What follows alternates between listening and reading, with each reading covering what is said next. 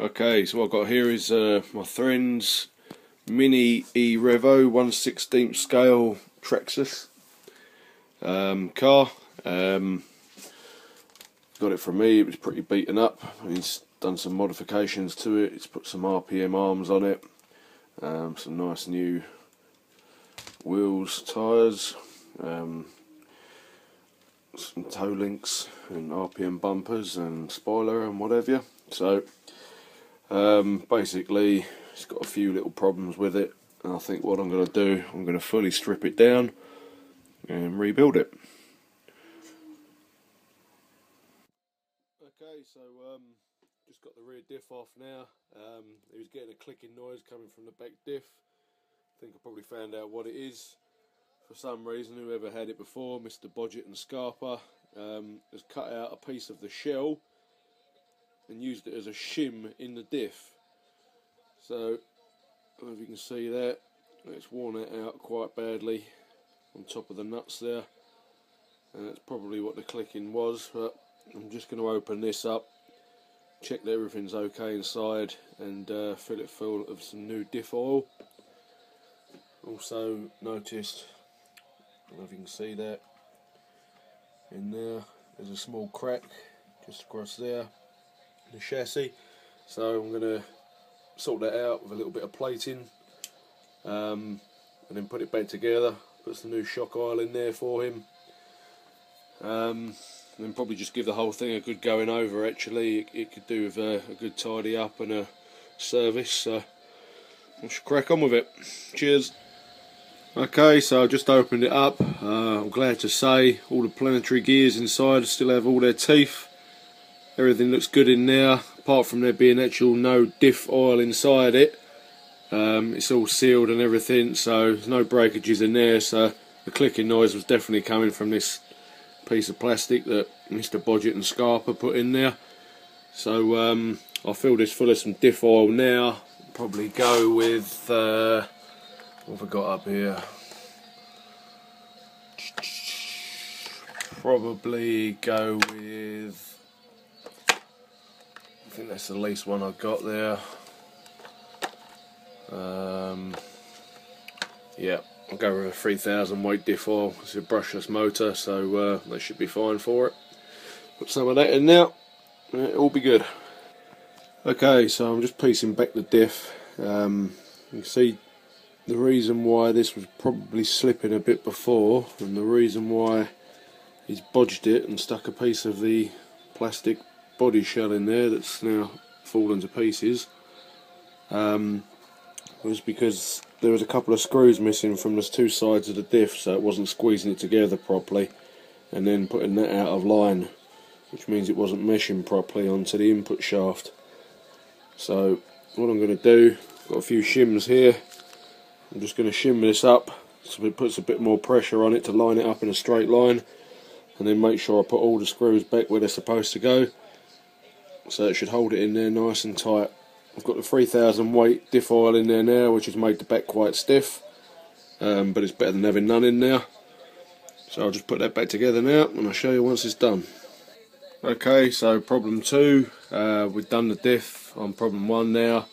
Problem 2 is, as you can see there, the wheel bearing on the inside there of the knuckle is absolutely trashed.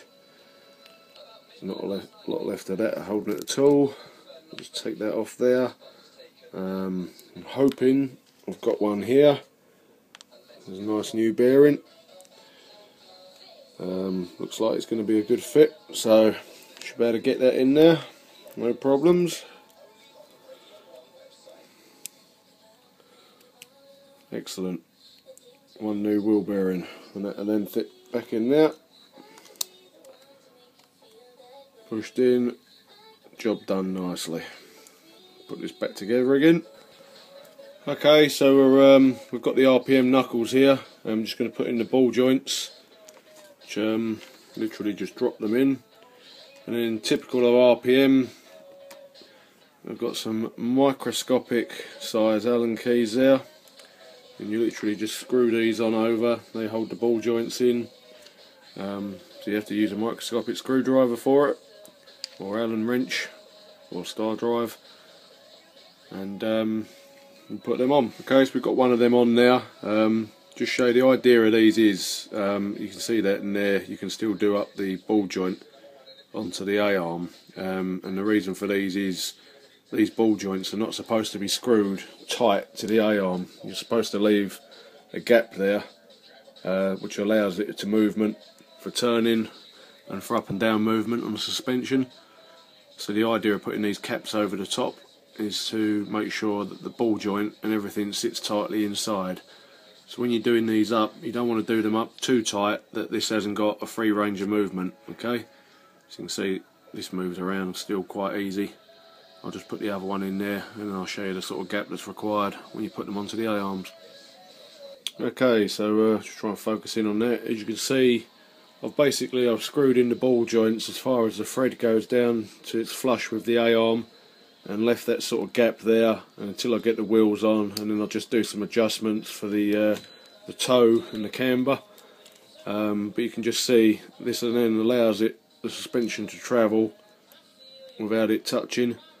And also, if this was the front, which it's not, but it's still the same design, you can pull on these areas and it'll steer nicely. Okay, so it's basically just screw the thread in enough so it just disappears into the A-arm there, and once we've got it all on, everything's set up and the wheels are on, then we can do the minor adjustments to get the toe and the camber of each wheel exactly where we want it. Okay, so just crack the top off of one of the shocks there, just holding it there with a spanner, and that little black puddle, that is basically all the shock oil that's come out of it. So I'm just going to replace it now with 25 weight shock oil because it's such a small car. 25 should be fine. So just fill that up now. Some 25 shock oil, and I'll show you when it's done. Okay, so it's got the 25 in it now, and that's nice and smooth rather than springy with. You can see that it's pretty loose, nothing to it. The shock's wound up a lot tighter, there's nothing in there to hold it. Whereas now it's unwound a bit and it's nice and springy, nice and smooth. Okay, so shock number 2, nice smooth action now. They feel really good, so I think that 25 weight oil has worked a treat in there. And the other shock, nice smooth action. So how they should be. Okay, so back end's more or less all reassembled now. Just put a little bit of diff grease in there to keep it nice and lubricated, and glued up the crack with some very strong epoxy glue. So I shouldn't think that's going to go anywhere. If anything, it's probably going to snap on the other side in the future because that is strong stuff. Yeah, I'll just get the back end on now. Okay, so got all the back end all put back together again. Everything's screwed in there. Bumpers on, rear wings on. All the bolts have gone in nicely. So just flipping it over. Got the centre skid tray in there. I'm just going to put the rear one in there. You see on this end it's got some little hooks in there which I had to hold the pins in. Just push that over on the end, push it down, and then we'll screw that in. That's the back end done, and then I'll move on to the front end. Okay, so back end's all together. I've just got one lipo in there, one lipo, sorry. All the back skids are on, everything's in, it's all nice and solid now. Shock's working good, diff's working good.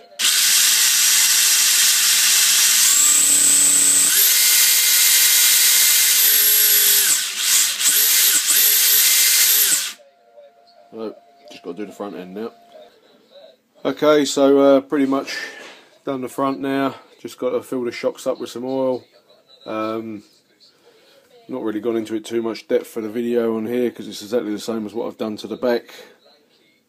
Putting the caps on there on the ball joints. Put the skid plates on. I've had to beg and borrow some screws from all over the shop on this one because I haven't had any screws small enough, as most of them were missing. So You should steer fine now. Steering's good.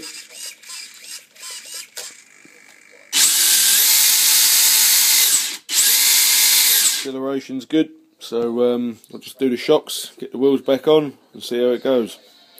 Okay, so that's front and back, shocks done. A-arms are all done, diffs are all done. All I've got to do now is make the toe and the camber correct on the front and back. So if you look on the back, we want to slightly toe in, so I'll just adjust them to fit. And if you look on the front, we want to slightly toe out, and we probably want around about a 1 to 2 degrees camber. So I'll just adjust them now by moving the pivot ball joints, which are in here and here, and that should be more or less done. Okay, so that's toe in, camber done, steering's all good, acceleration's good. Let's put the shell on and job done. So that's the 1/16 Mini E-Revo or MERV VXL Velium motor running on a 2S LiPo.